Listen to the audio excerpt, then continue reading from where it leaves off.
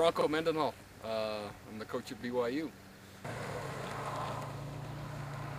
I found out about Kahuna Creations through BYU Magazine. After I saw the article in the BYU Magazine, I contacted Steve thinking these are my people. They're board people, and from there it's just been an awesome beginning.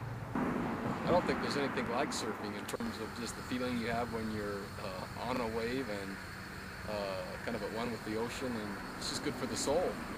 It's been good being able to, not having ocean in Utah, to be able to be on a board and have a similar experience. If you choose to use the stick, which to me is a killer part of it, then you get a great workout as well, and you can carry more speed, and that's probably a very realistic thing, especially if you're stand-up paddle.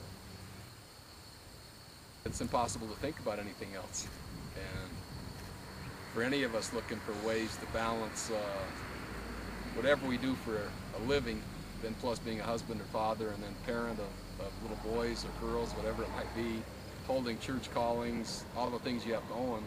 It's amazing what 10 or 15 minutes riding down the street can do, because that's all you are thinking about. And it's a nice little break.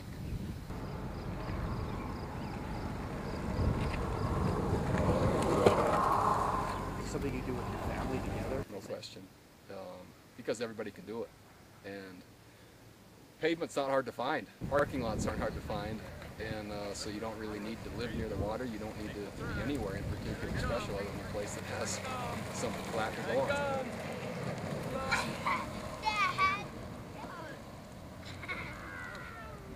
I have 3 little boys. I call them little midgets, and I mean, every chance they get, they're taking one of the boards off the rack in the garage and going up and down the street, or going to scouts, or going to school, or wherever. And they can't ride them enough. So this is definitely date night material. We have a date night once a week. For somebody that hasn't surfed before, first time they step on the board, they'll be able to do it. The learning curve is so fast. The stick gives you great stability as well, and from there you just get better with every minute that you're riding it. And my guess is after that you're going to end up in the ocean somewhere, standing up on a board in a wave, which is to me the ultimate.